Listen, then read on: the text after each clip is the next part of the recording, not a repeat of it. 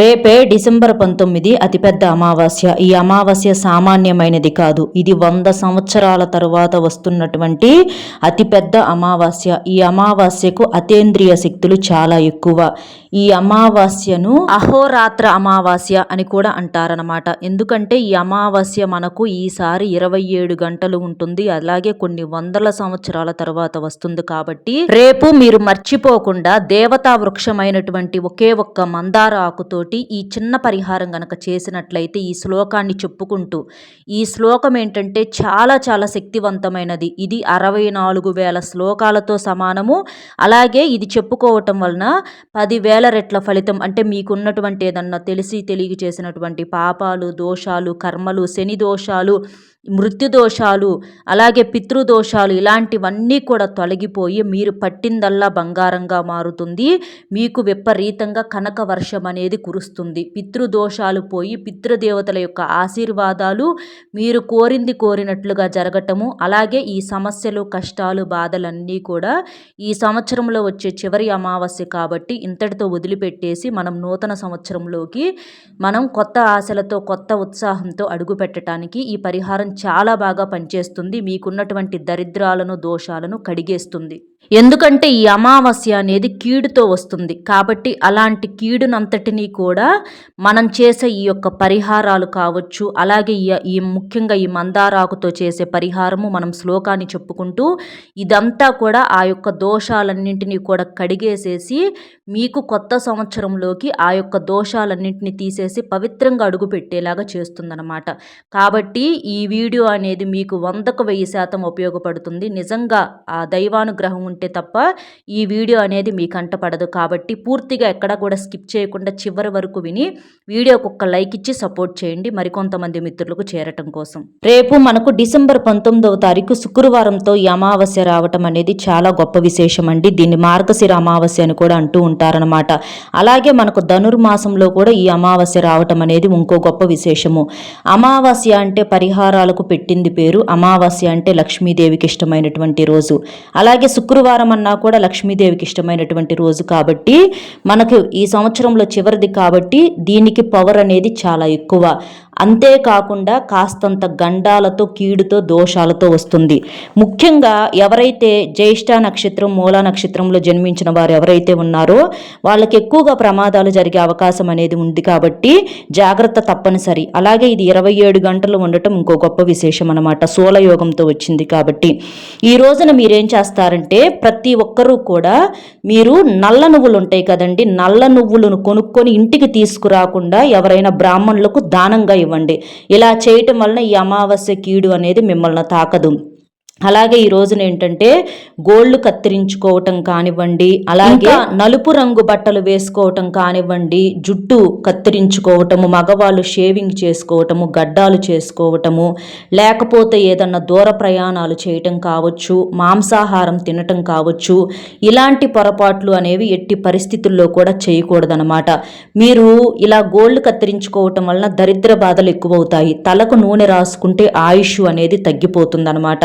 కాబట్టి ఈ రోజున నూనెని ఇంటికి కొనుక్కొచ్చుకోవటం కానివ్వండి, లేదా తలకు నూనె రాసుకోవటం కానివ్వండి, ఇలాంటి పొరపాట్లు అనేవి చేయకూడదు. కావాలి అనుకుంటే ఒక నూనె ప్యాకెట్ని తీసుకొని ఎవరికైనా దానంగా ఇవ్వచ్చు. ఈ నువ్వులు కావచ్చు, నూనె కావచ్చు, ఇంటికి తెచ్చుకోకుండా దానం ఇస్తే దరిద్ర బాధలు పోతాయి. తీసుకున్న వాళ్ళకి ఏం కాదు. అలాగే ఈరోజు చీపిరిని కూడా ఎట్టి పరిస్థితుల్లో తీసుకొచ్చుకోకూడదు.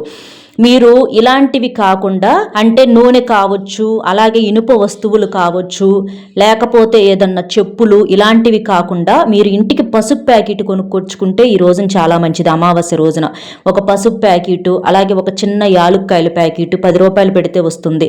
అలాగే ఒక ఉప్పు ప్యాకెట్, అంటే రాళ్ల ఉప్పు, గల్లులుప్పు అంటారు కదండి, ఉప్పు లక్ష్మీదేవి స్వరూపం కాబట్టి ఇవి తెచ్చుకోవటం వలన ఆ తల్లి మీ ఇంటి లోపలికి అడుగు పెడుతుంది. ఇవి కొనుక్కొచ్చుకోండి, కానీ మనం ఇందాక చెప్పినవి తెచ్చుకోవద్దు.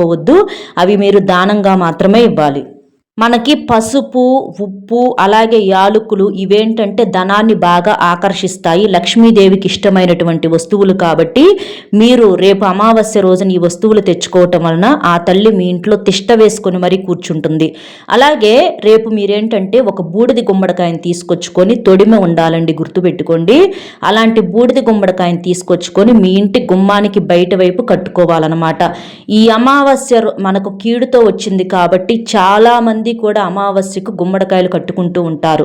కాబట్టి రేపు ప్రతి ఒక్కరూ కూడా ఒక గుమ్మడికాయని తీసుకొచ్చుకొని పసుపు రాసేసి కుంకుమ బొట్లు పెట్టి స్వస్తిక్ గుర్తు అనేది వేసేసి, ఎందుకంటే స్వస్తిక్ గుర్తు అనేది చాలా చాలా శక్తివంతమైనది, చెడును తీసేస్తుంది, నరదిష్టిని తొలగిస్తుంది అనమాట. అలా పెట్టేసేసి ఆ గుమ్మడికాయని ఏంటంటే మీ ఇంటి గుమ్మానికి బయట వైపు వేలాడతీయాలి, జనానికి కనిపించేటట్లుగా. అలా చేయటం వలన ఆ చూపు అంతా కూడా ఆ గుమ్మడికాయలు అనేవి గ్రహించి ఆ కాయ అనేది ఆ యొక్క నరదిష్టిని మీ మీద మీ ఇంటి మీద పడనీయకుండా చేస్తుంది. అలాగే ఈ రోజున ఏంటంటే బొగ్గులు ఉంటాయి కదండి, బొగ్గులను పారే నీటిలో విడిచిపెట్టాలి. బొగ్గులు అంటే ఏంటంటే శనిదేవునికి సంబంధించినవి, అంటే శనిగ్రహానికి సంబంధించినవి, నలుపు రంగులో ఉంటాయి. ఈ బొగ్గులు మీకు ఐరన్ చేస్తారు కదండి బట్టలు, వాళ్ళ దగ్గర దొరుకుతాయి. వాళ్ళకు ₹1 ఇచ్చి మీరు తెచ్చుకోవచ్చు అనమాట. వాటిని తీసుకొచ్చి మీ యొక్క బాధలు పోవాలని పారే నీటిలో విడిచిపెడితే ఆ యొక్క బాధలు అనేవి తొలగిపోతాయి. అలాగే నరదిష్టి వల్ల చాలామంది, అంటే మన ఇరుగు పొరుగు వాళ్ళు అవ్వచ్చు, బంధువులు అవ్వచ్చు, మన స్నేహితులు, మన అనుకొని నమ్ముకున్న ప్రతి ఒక్కరూ కూడా మన మీద మన ఇళ్ళ మీద పడి ఏడుస్తూ ఉంటారు. కాబట్టి రేపు మీరు ఒక నిమ్మకాయని తీసుకోండి. నిమ్మకాయ అనేది పరిహారాలకు పెట్టింది పేరు. అందులో ఈ అమావాస్య అనేది సామాన్యమైనది కాదు. కాబట్టి ఇలాంటి అమావాస్య కోసం పెద్ద పెద్ద ఋషులు, మునులు, మహానుభావులు ఎదురు చూస్తూ ఉంటారు. ఈ రోజున చేసే పరిహారాలు 100కు 1000% సిద్ధిస్తాయి. కాబట్టి ఒక నిమ్మకాయని తీసుకొని సగభాగానికి కట్ చేసి ఒక చెక్కకు పసుపు, అలాగే ఒక చెక్కకు కుంకుమ అద్దేసేసి ఆ నిమ్మ చెక్కలను మీరేం చేస్తారంటే 2 తమలపాకులు తీసుకొని ఆ తమలపాకుల మీద ఉప్పు అనేది పోసేసి ఈ నిమ్మ చెక్కల మీద మనం ఇక్కడ వీడియోలో చూపించినట్లుగా కర్పూరం బిళ్ళలు పెట్టేసేసి వెలిగేటప్పుడు మీరు సాయంత్రం సంధ్యా సమయంలో వీటిని మీ ఇంటి గుమ్మానికి బయట వైపు పెట్టాలన్నమాట. అంటే వెలిగించాలి. అలా వెలిగించటం వలన ఈ అమావాస్య వల్ల వచ్చే, ఇది మనకు కీడుతో వచ్చింది కాబట్టి ఆ కీడు అంతా తొలగిపోతుంది. ఇంటి మీద ఉన్నటువంటి ఈ నరదిష్టి, నరుల ఏడుపులు, నరఘోష ఇలాంటివన్నీ కూడా పూర్తిగా తొలగిపోతాయి. కాబట్టి మీరు సాయంత్రం పూట ఒక్క నిమ్మకాయ తీసుకొచ్చుకొని ఈ పరిహారం అనేది చేసేసుకోండి. చెడు అంతా కూడా నాశనమైపోతుందన్నమాట. ఇంకా మనకు ఈ అమావాస్య ఏంటంటే శూలయోగంతో వచ్చింది కాబట్టి ఈ రోజున పరమేశ్వరుడు, అంటే మీ ఊళ్ళో దేవాలయం ఉంటుంది కదండి, శివాలయము, ఆ శివాలయానికి వెళ్ళేసి శివుడుకు చెంబుడు నీటితో కానీ పాలతో కానీ అభిషేకం చెయ్యాలి. అలా చేస్తే దోషాలు, గండాలు తొలగిపోతాయన్నమాట. అలాగే ఓం నమః శివాయ అనే మంత్రాన్ని జపించుకోవటం వలన మీకున్నటువంటి ఈ యొక్క అమావాస్య వల్ల వచ్చే కీడు ఏదైతే ఉందో 27 గంటలు ఉంది కదా, అదంతా కూడా పూర్తిగా తొలగిపోతుందన్నమాట. కాబట్టి ఓం నమః శివాయ అనే మంత్రాన్ని తప్పకుండా జపించుకోండి. ఈరోజు అభిషేకం చేసుకోండి, శివాలయానికి వెళ్ళండి. అలాగే ఇంటిని వాకిల్ని కూడా శుద్ధి చేసుకొని ఇంట్లో కూడా దీపారాధన చేసుకోవాలి. అమావాస్య అనగానే చాలామంది ఏముందులని చెప్పేసేసి అనుకుంటారు. కానీ అమావాస్య అంటే లక్ష్మీదేవికి ఇష్టమైనటువంటి రోజు కాబట్టి ఈరోజు ఇంటిని వాకిల్ని శుద్ధి చేసుకొని లలితా సహస్రనామాలు చదువుకోవాలన్నమాట. అంటే అదంతా కూడా నేను క్లియర్గా చెప్తానండి. ముందుగా చక్కగా సూర్యోదయానికి ముందుగానే లేచి ఇంటిని వాకిల్ని శుద్ధి చేసుకోవాలి. గుమ్మానికి బయట చక్కగా నీటితో శుభ్రంగా కడుక్కొని ముగ్గులు వేసుకోవాలన్నమాట. అదే మీకు పల్లెటూర్లు అనుకోండి, చక్కగా ఆవు పేడతో పచ్చగా కల్లాపు చల్లుకొని బియ్య పిండితో ముగ్గు వేసుకొని పసుపు కుంకుమలు చల్లుకోవటం వలన లక్ష్మీదేవి ఆకర్షితురాలవుతుంది. అలాగే ఈ అమావాస్య రోజున బయట నుంచి వచ్చేటప్పుడు తప్పనిసరిగా కాళ్ళు చేతులు కడుక్కొని రావాలి.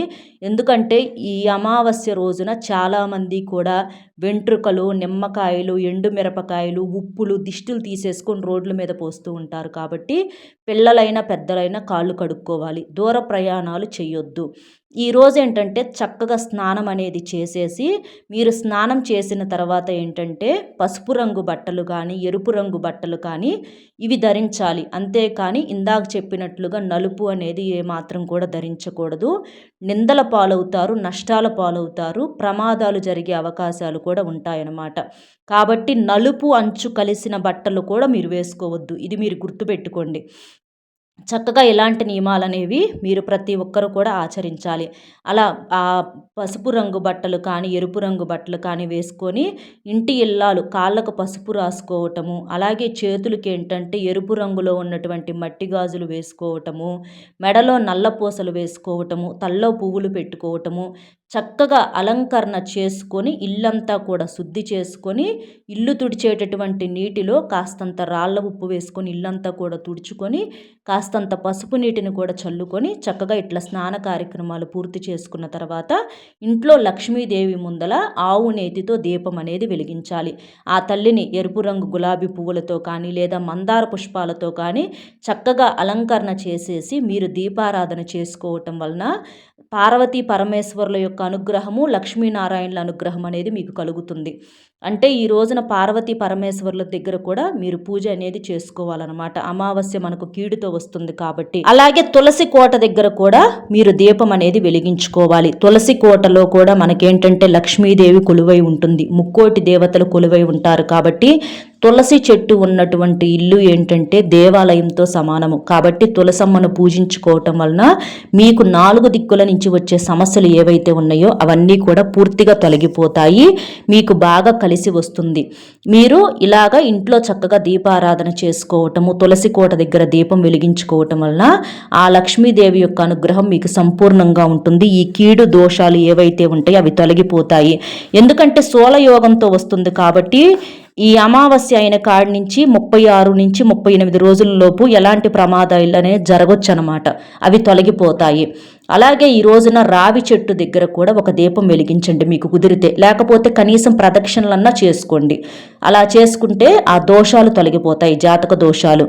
ఇంకా సాయంత్రం సంధ్యా సమయంలో కాస్త చీకటి పడ్డాక ఒక కొబ్బరికాయను తీసుకొని ఆ కొబ్బరికాయని మీ ఇంటి గుమ్మానికి బయట వైపు నుంచొని కుడి నుంచి ఎడమకు 3 సార్లు, ఎడమ నుంచి కుడికి 3 సార్లు స్వస్తి గుర్తు వేసేసి దిష్టి తీసేసినట్లుగా తీసేసి పగలగొట్టేసేసేయండి. అలా చేయటం వలన అమావాస్య వల్ల వచ్చే చెడు, ఈ నరదిష్టి ఇవన్నీ కూడా పూర్తిగా తొలగిపోతాయి.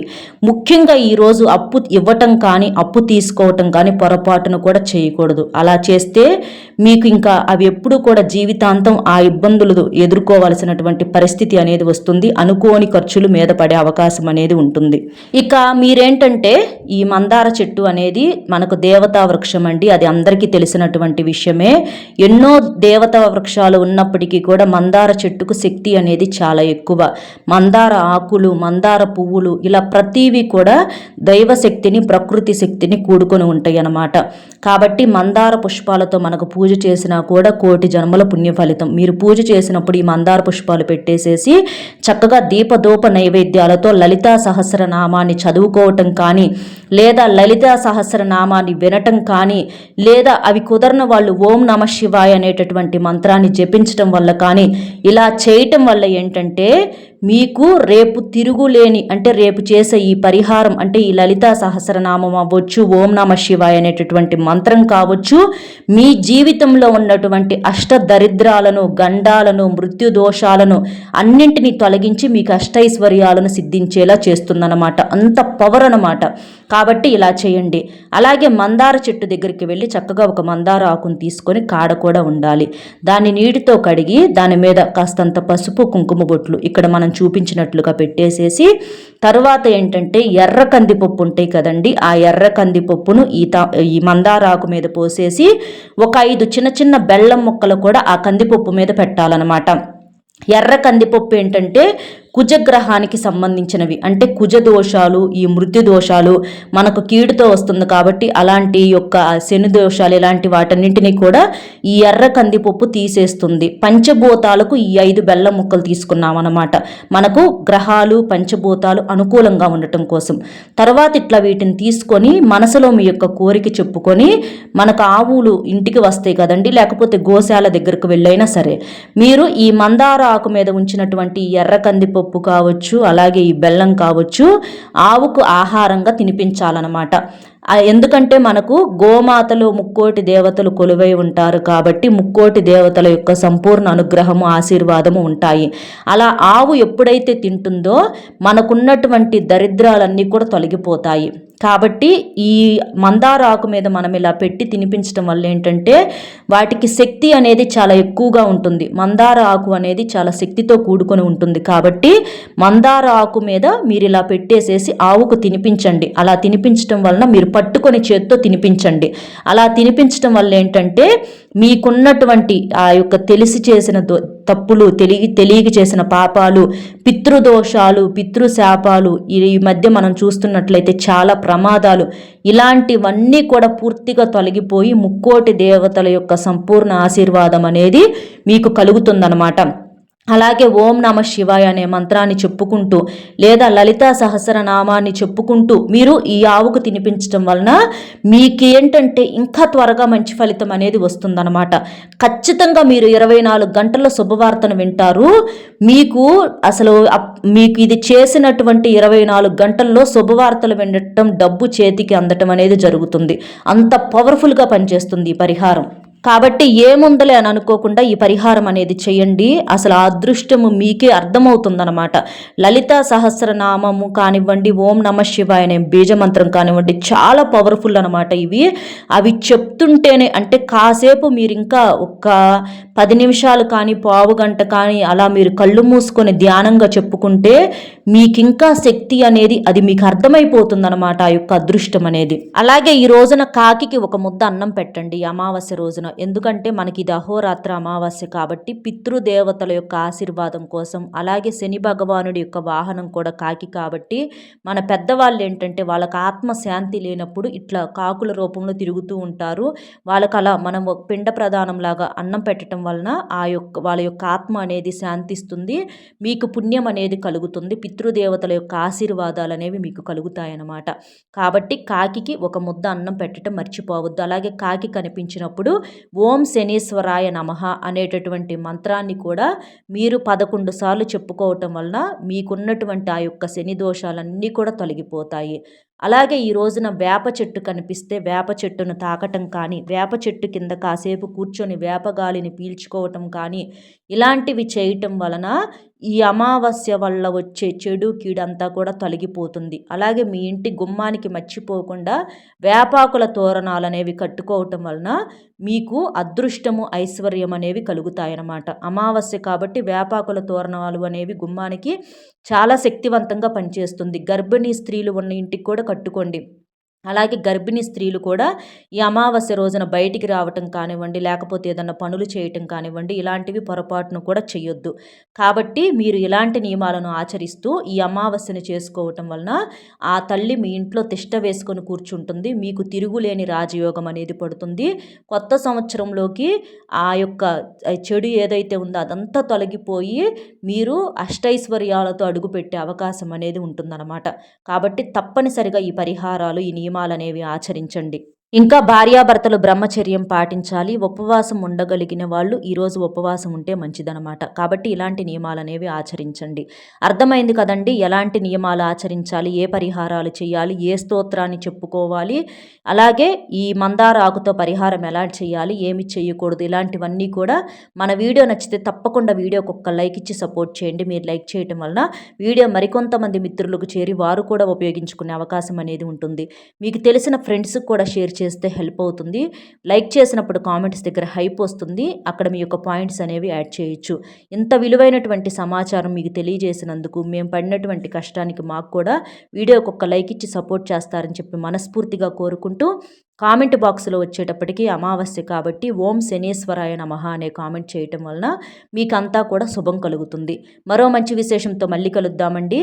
సర్వేజన సుఖినో భవంతు. ధన్యవాదములు.